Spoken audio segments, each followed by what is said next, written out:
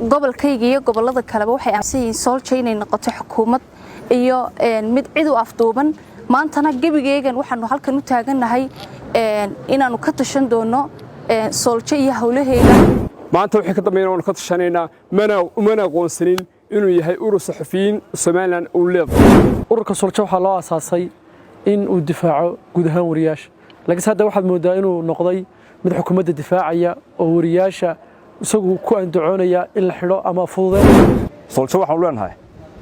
ha ku qaraabanina magaca warbaahinta Soomaaliland marka waxaan kula talin lahaa suxufiyiinta gobolada Soomaaliland inay arrintan tash ka yeeshaan in Solskjaer oo maanta fadhiid noqotay shaqadii loo egmadana ka soo bixi weyday in la sameeyo urur Solskjaer ka madax bannaan oo suxufiyiinta Soomaaliland iska dhex aragto oo ay ku dhawaaqdo anu taas soo jeedina waxaanu halkan ku gorfaynay in ay gabtay ururka suxufiyiinta Soomaaliland ee Solskjaer roolkii uu ku lahaa warbaahinta halkan waxa ku dhan badiba wariyaasha ka howlgala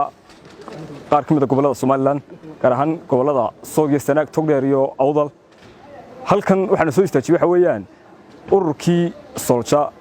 ee la doonayay inuu u adeego warbaahinta madaxa bannaan ee ka howlgasha Soomaaliland inuu noqday urur hoostaga wasaaradda warfaafinta isla markaasna uu gabay shaqooyinkii iyo hawlihii laga doonayay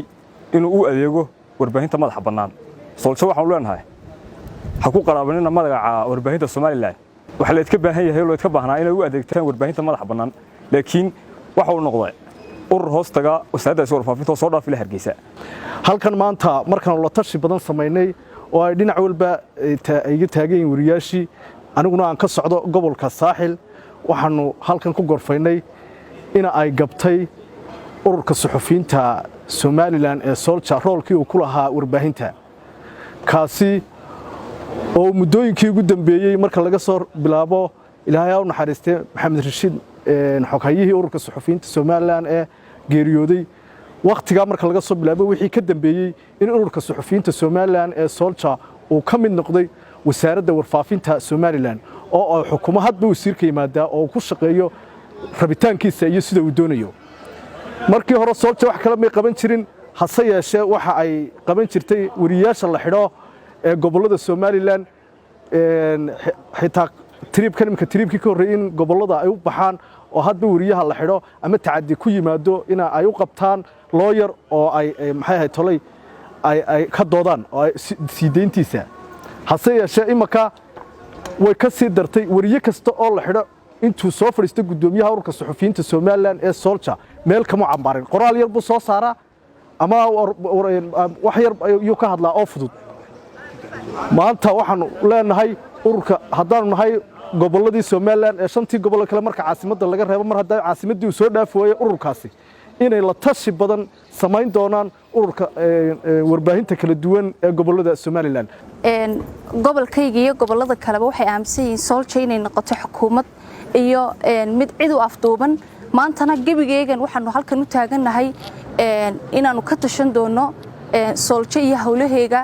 guud ahaanna aan qaadacsanahay qaabkay wax u wado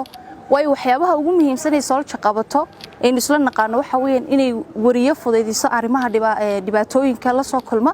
iyo inay build up mentality ku sameyso oo trainings iyo waxyaabaha ay bixiso labadiiba guud ahaan gobolada Soomaaliland kaba hayaan marka laga reebo Hargeysa oo inta badan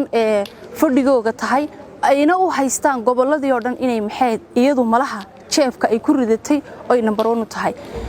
hadalka dheerayn maayo Solskjaer annaga wax faa'iido gobolada u haysaa ma jirto maantana waxaan aaminsanahay intaas oo dhani inay tashiimo badan ka sameyn doonaan qaabkay u shaqeyso iyo nidaamka ay u jirtaba saxaafadda gobolada ka socotay halkan taagani waxay isla qaateen inaan ururka saxafiyiinta Soomaaliland ee Solskjaer loo jiray aanu hadda ururka saxaafadda Soomaaliland gacan ugu jirin ee uu yahay faculty kamid ama qayb kamid ah wasaaradda warfaafinta Soomaaliland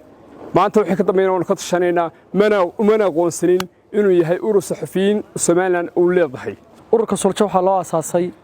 in uu difaaco guud ahaan wariyaasha laakiin hadda waxaad moodaa inuu noqday mid xukuumadda difaacaya oo wariyaasha isagu ku andacoonaya in la xidho ama fududeynayaba waxaan halka ka caddeynaa dhammaan wariyaasha gobolada halkan ay taagan yihiin in Solskjaer aysan metelin wariyaasha gobolada waxaan rajaynayaa haddii alla idmo in wariyaashu ay isku yimaadaan kuna lagaga tashanayo ayaha warbaahinta iyo guud ahaanba saxaafadda gobolada inay isugu yimaadaan si lagaga hadlo tacadiyada ka dhanka ah warbaahinta maadaama aysan jirin cid u qareenta ama difaacda ururkii difaaci lahaana uu noqday mid isagii xukuumadda la safan solja waxay noqotay urur suxufiyiinta ay leeyihiin Somaliland laakiin maanta maaha ururkii suxufiyiinta Somaliland waayo shaqadii loo igmaday way ka gaabisay waxaana noqotay urur suxufiyiinta caasimadda Somaliland oo kaliya ka shaqeeya marka laba mid baa taala oo suxufiyiinta Somaliland ee gobolada kala yaala inay ay ku dhawaaqaan urur suxufiyiin oo ka madax bannaan maanta kan solja oo ay ku midaysan dhammaan gobolada Somaliland iyo in solja hadii ay shaqadii loo igmaday ay karan weyday maamulkan iyo hoggaankan iyo gudoomiyahan iyo hoggaankan cusub ee waqtigan la doortay waqtigooda gaabgaabsigayay waayo solja traininimo siisa goboladii Somaliland magaalada Hargeysa kama baxdo xataa aan gudoomiyaha iyo board kala doortay magaalo kamid oo Somaliland ma tigin ilaa maalintii la doortay marka waxaan kula talin lahaa suxufiyiinta gobolada Somaliland inay arrintan tashi ka yeeshaan in solja oo maanta fadhiid noqotay shaqadii loo igmadana ka soo bixi weyday in la sameeyo urur solja ka madax bannaan oo suxufiyiinta Somaliland iska dhex aragto oo ay ku dhawaaqdo anu taasan soo jeedin